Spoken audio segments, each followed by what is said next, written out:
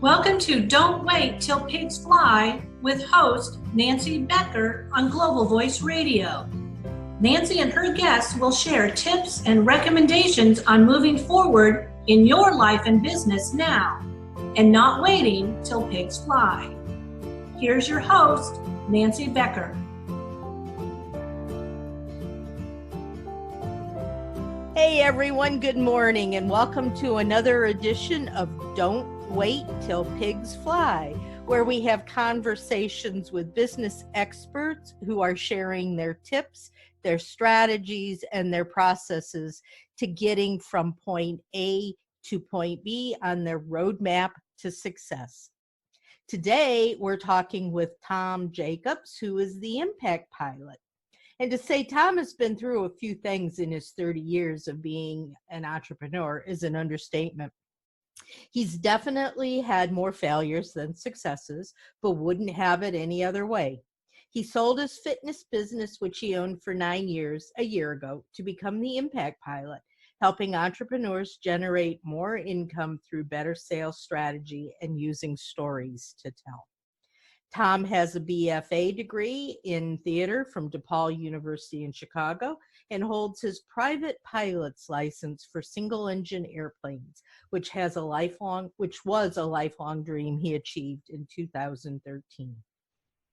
He's been a contributor to CBS Radio in Houston, a guest on Great Day Houston television show, Univision Television, Fox 26 News, KPRC Channel 2, and the CW Houston. He is also a presenter at the Small Business Development Center in Houston. Those are really great credentials. Wow. I'm honored to have you on my show today. Thank you so much and welcome, Tom. Well, thank you very much, Nancy. Glad to be here. I have a short story that I have to share with you before we get into this because it's got something that's really been a big part of my life, and that's talking about pilot's licenses. Okay. My father, who just passed away a few months ago, told this story my entire life, and it was where he and my mom were in the car driving between two cities, and my mom spilled a hot cup of coffee all over her lap. And Dad was, of course, trying to help her clean it up, and at least this was his excuse. He got stopped for speeding because he wasn't paying attention to his driving. And the policeman comes stomping up to the window, and the first thing he says to my dad is, "All right, mister, let's see your pilot's license." My dad pulled it out and showed it to him.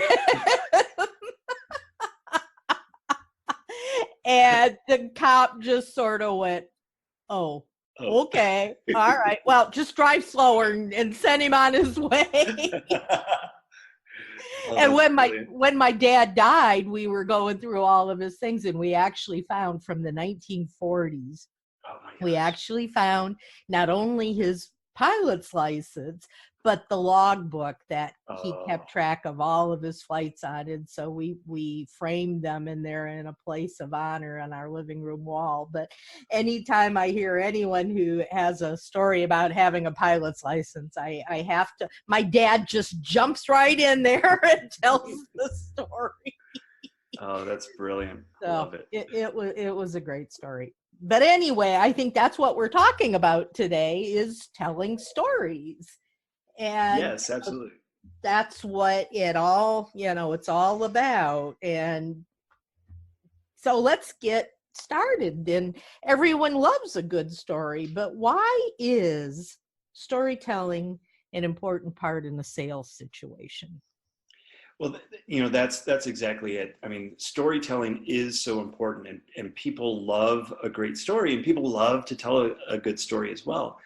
But so many business owners don't tell stories appropriately to sell their product or their service.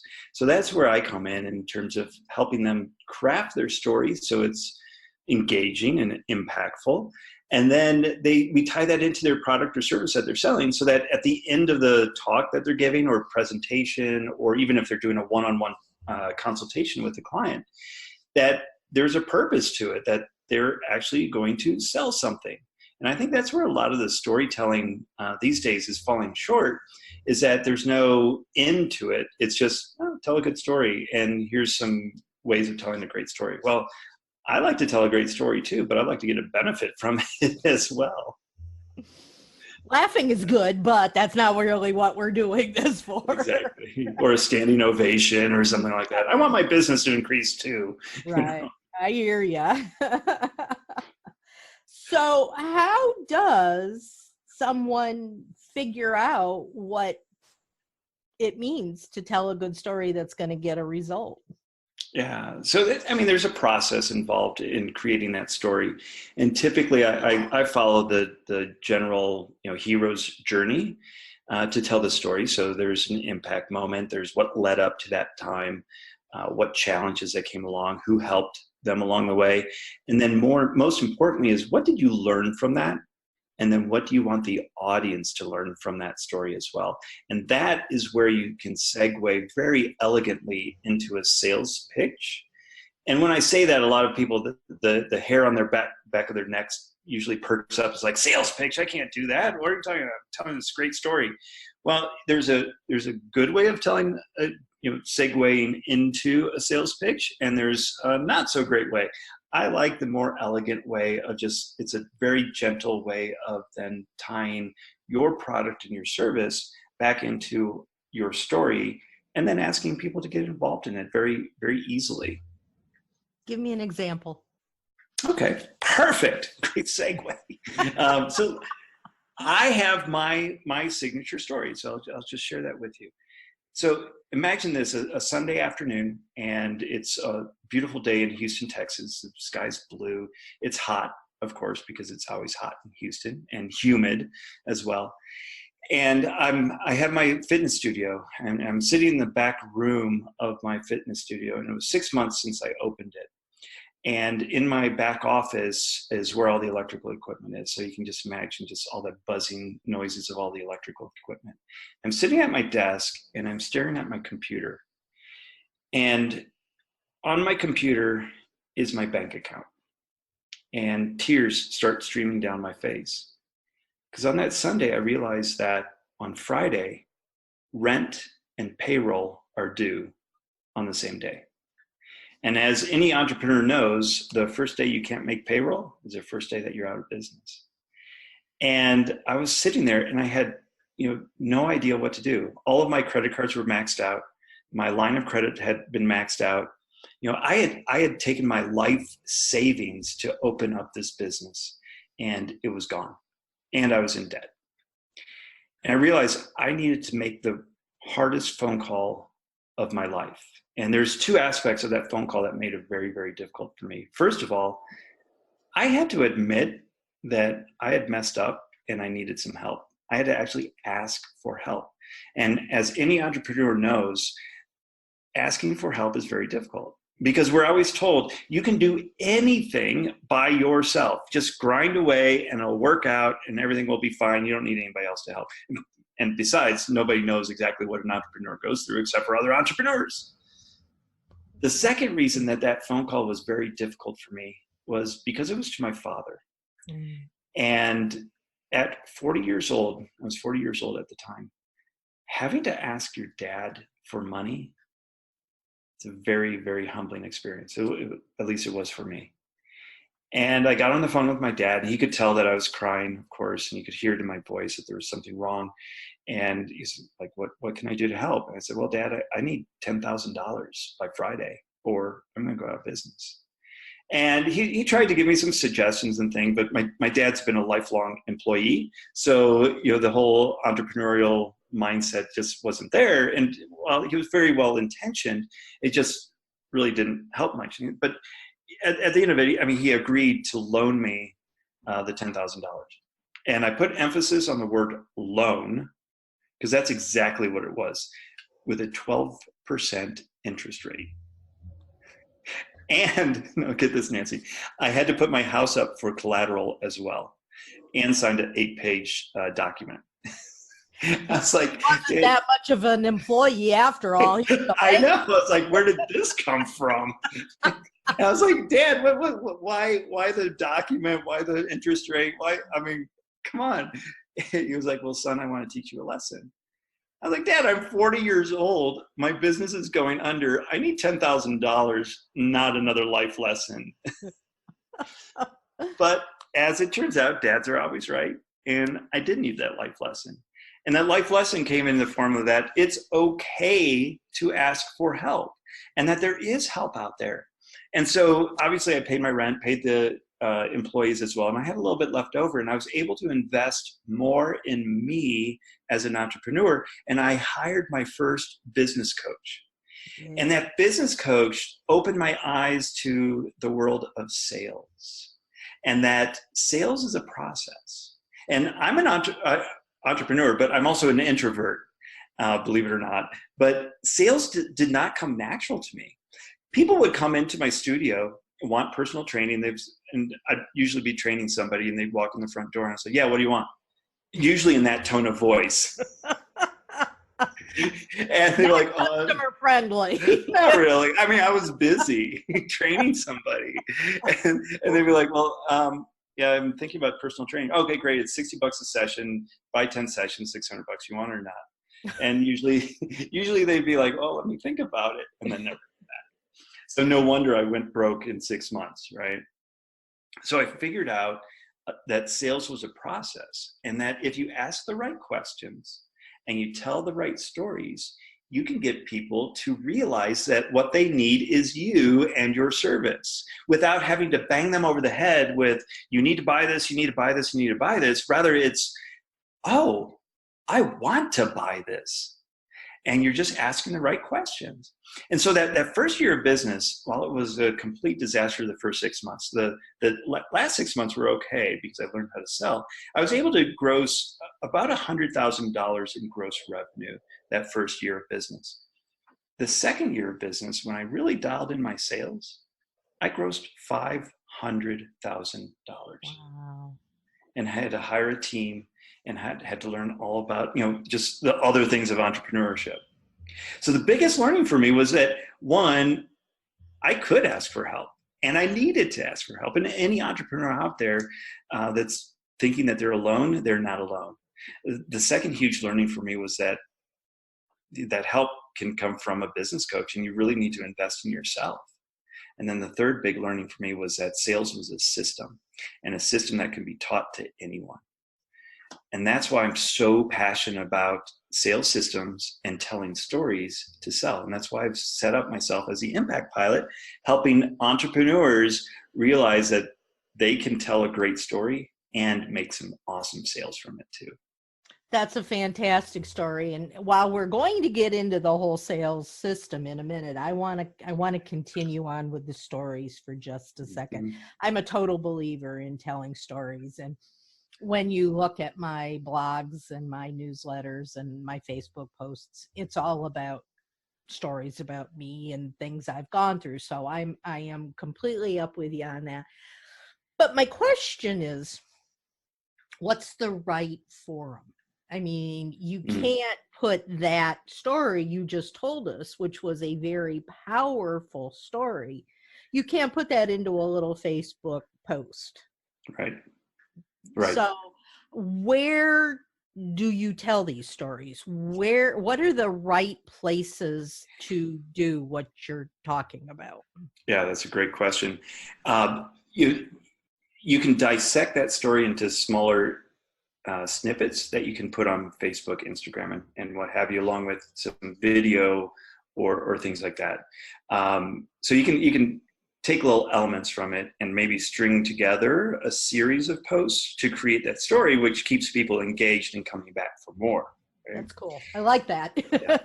The second is anytime you're asked to do a talk on your business. So, any networking group, like I've been a member of Business Networking International, and you do a 10-minute or 6-minute presentation on your business. Well, I've worked with other members of my chapter to craft their story.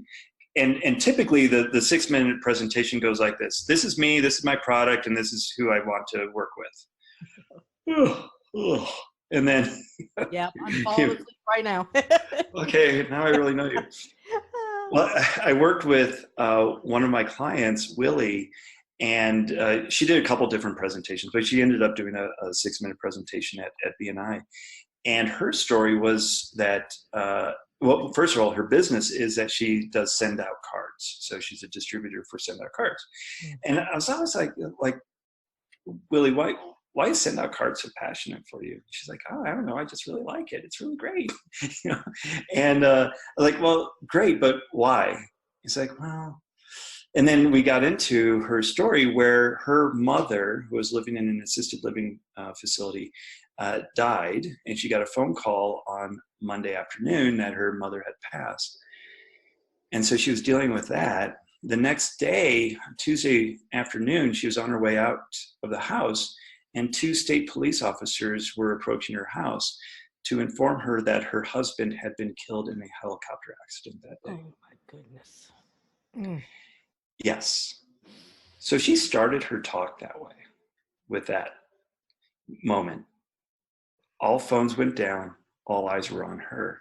And then she explained that she got all these condolence cards in the mail. And she was really touched that a lot of businesses took the time to reach out to her in her time of need.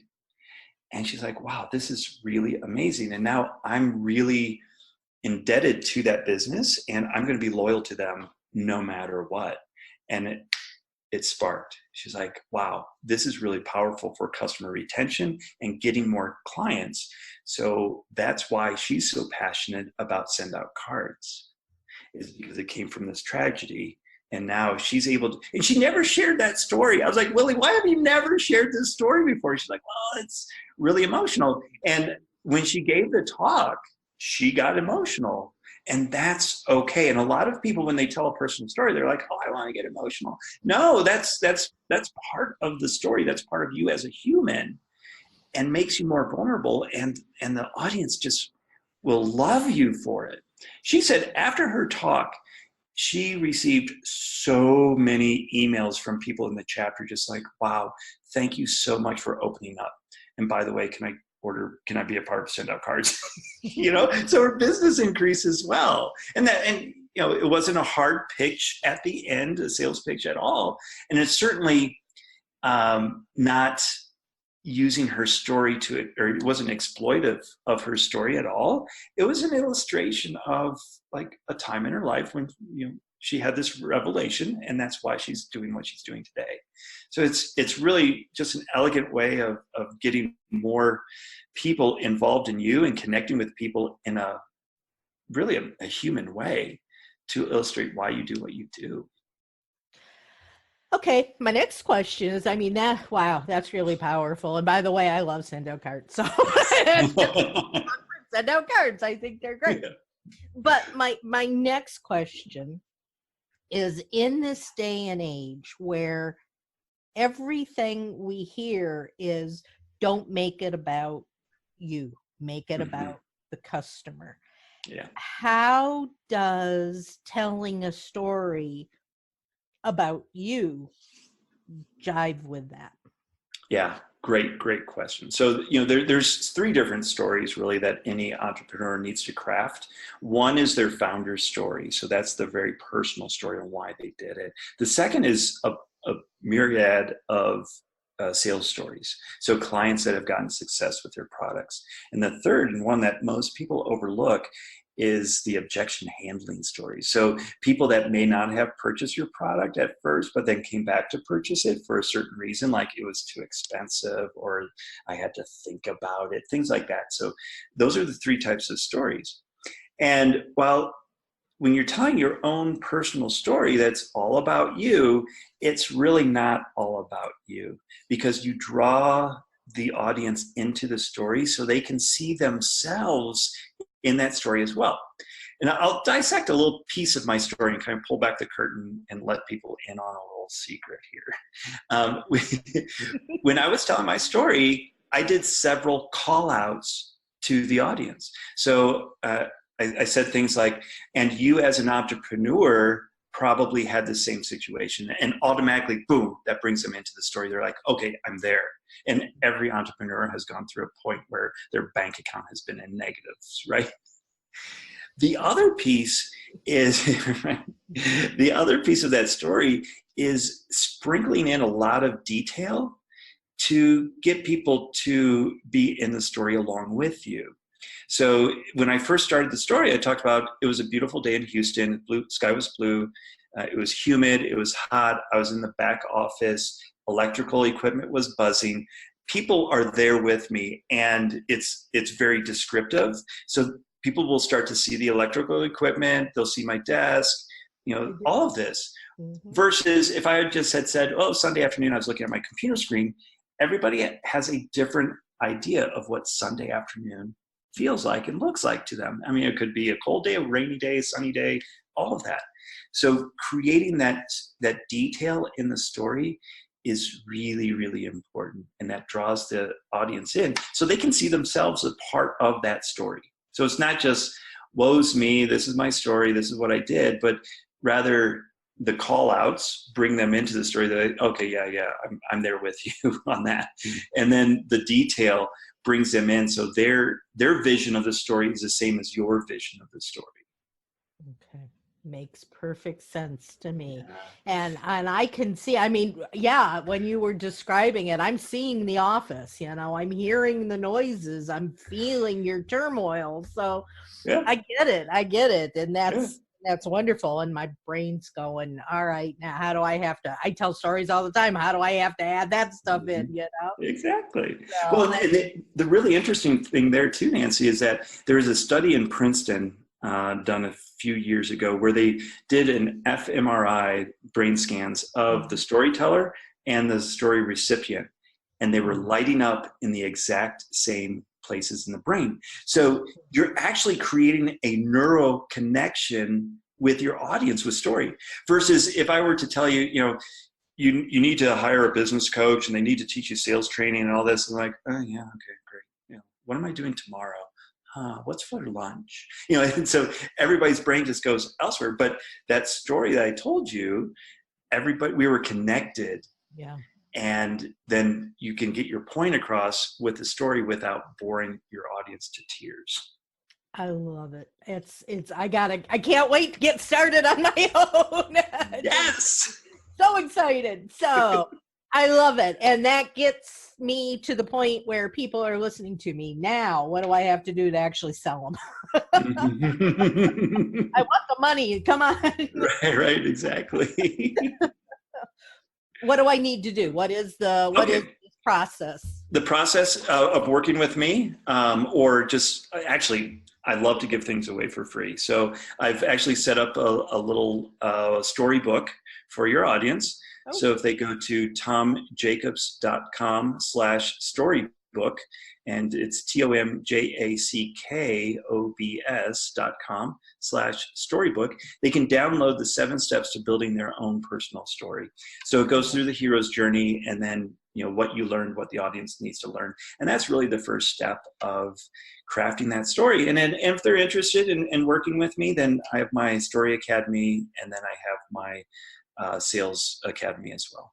Fantastic. And everybody listening, I highly recommend you take a look at those things and talk to Tom, because it sounds like a really important step in the whole sales process. So thank you very much. I appreciate that. You're welcome. Now let's kind of shift gears a little bit. And you talked a few minutes ago about a sales strategy and a sales process. Can we talk a little bit about that, and how does the whole story fit into that process?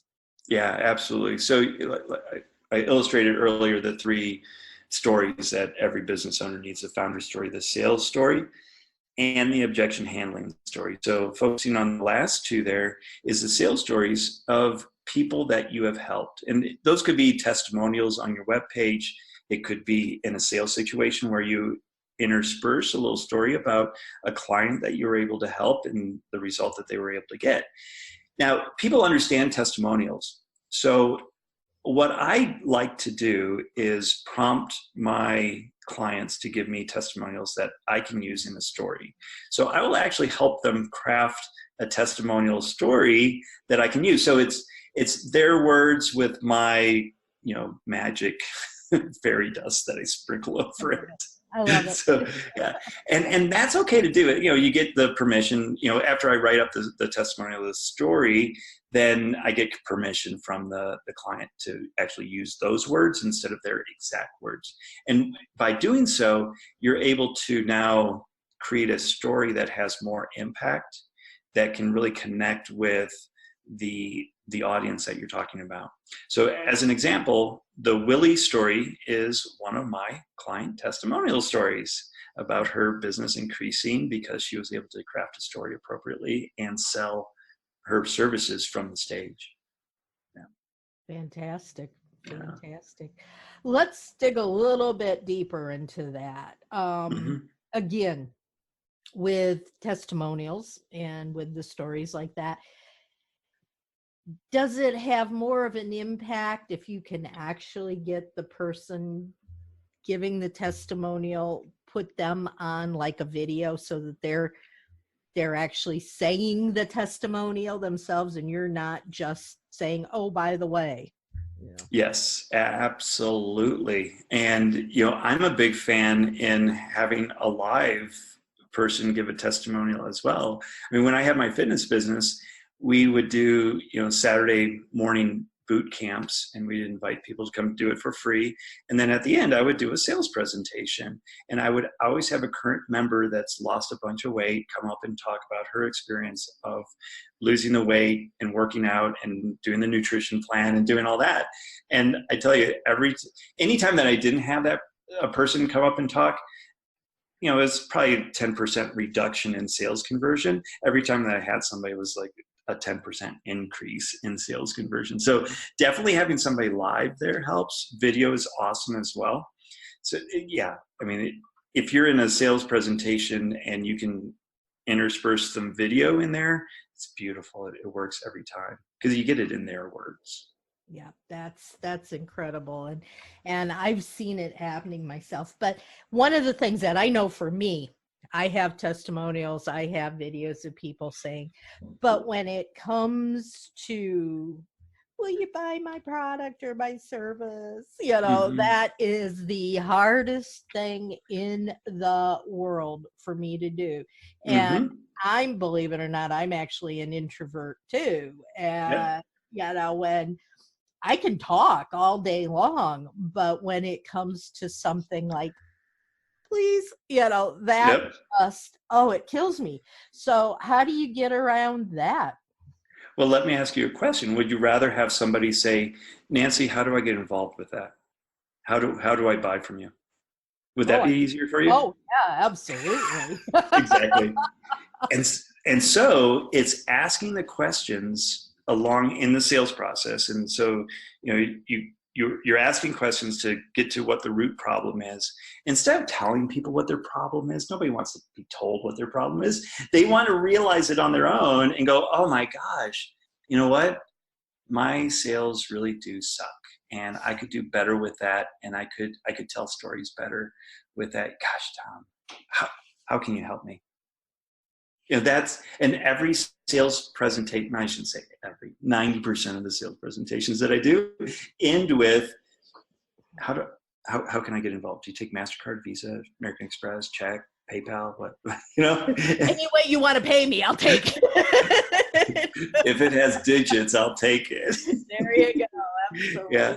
Yeah. And it's a complete shift in the sales mentality of, I have to sell to somebody, and every entrepreneur, introvert or introverted entrepreneur, just shies away from that. They're like, oh my gosh, I don't want to tell people that they need my product and then ask for money.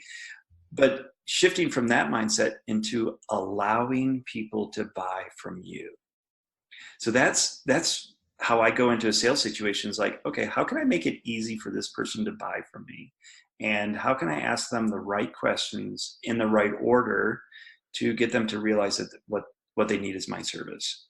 And so every sales situation that I go into, I have a script that I follow. I have the questions that I'm going to ask. And I'm not a robot when it comes to the scripting. And that's the biggest obstacle that I have to overcome with a lot of my clients is, okay, we have a script, but don't be a robot. So we work a lot on just making a natural flow based on what the conversation is doing.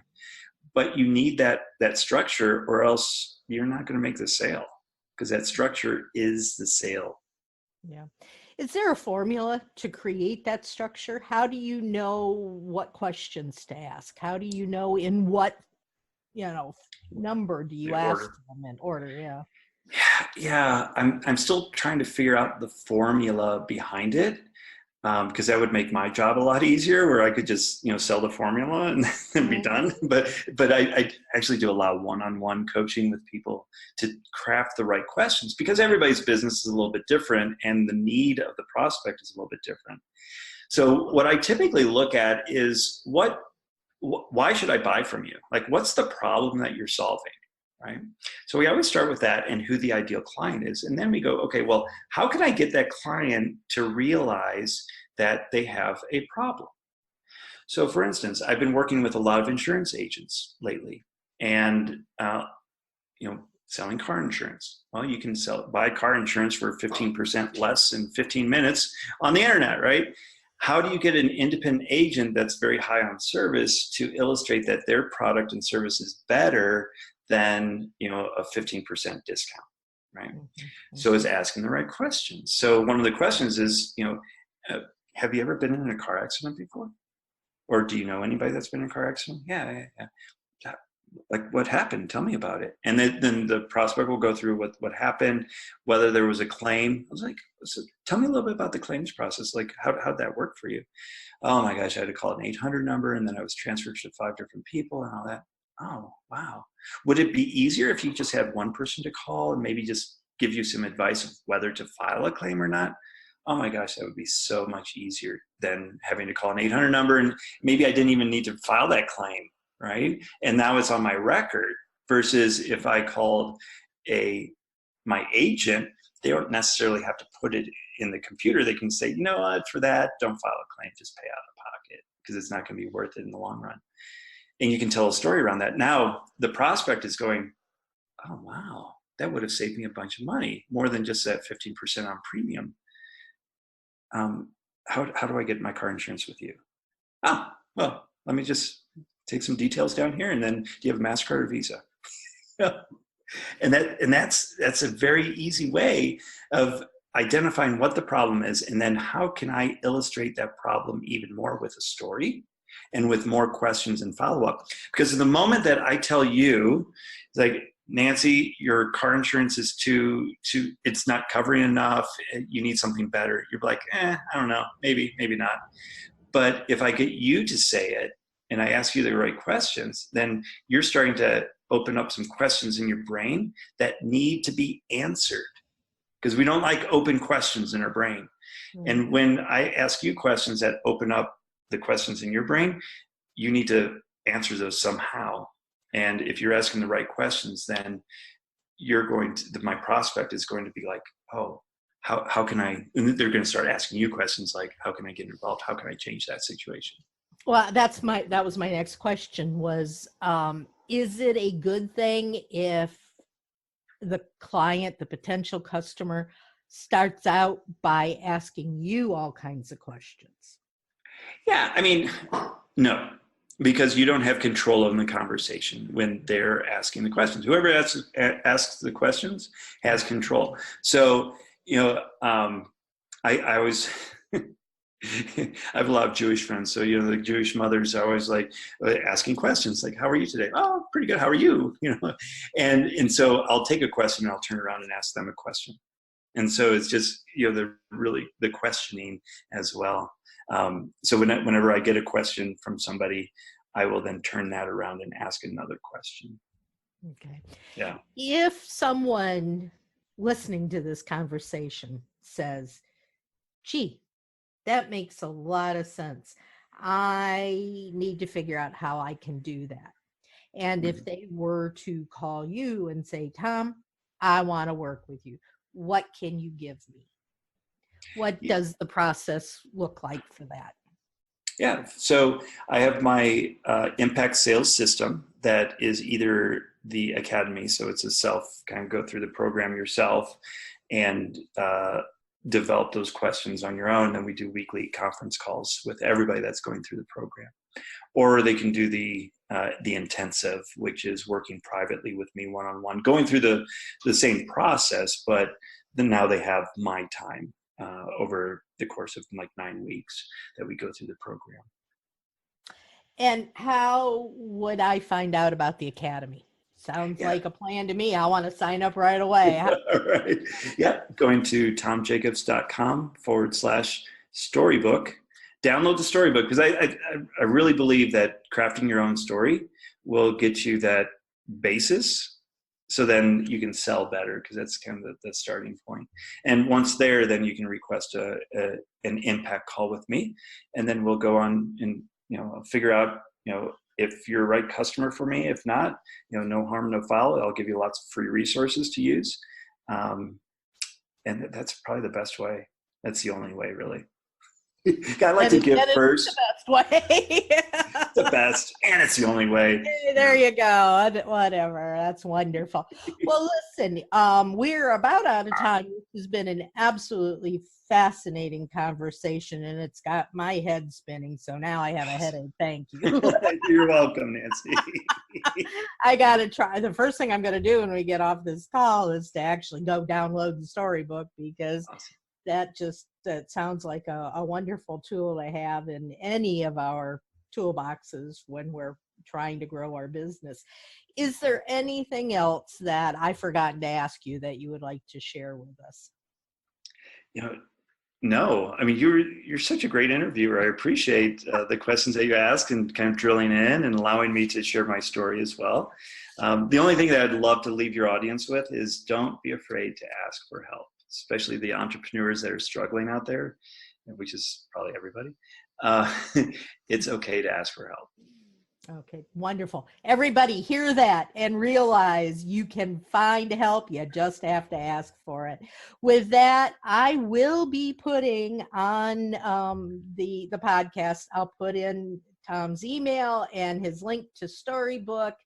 And again, thank you so much for everything today. And everybody, please go in, subscribe, download, and listen to this and all the other wonderful speakers that we have every week on this podcast. And please don't wait for pigs to fly, but get out there, do the things that we talk about, and I am sure you're all going to soar higher. Thanks a lot. Until next time, hopefully everything will go super well for you. Bye-bye, y'all.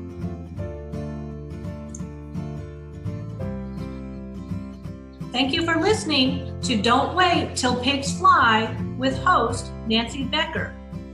Join Nancy every Thursday at 5 p.m. Eastern on Global Voice Radio.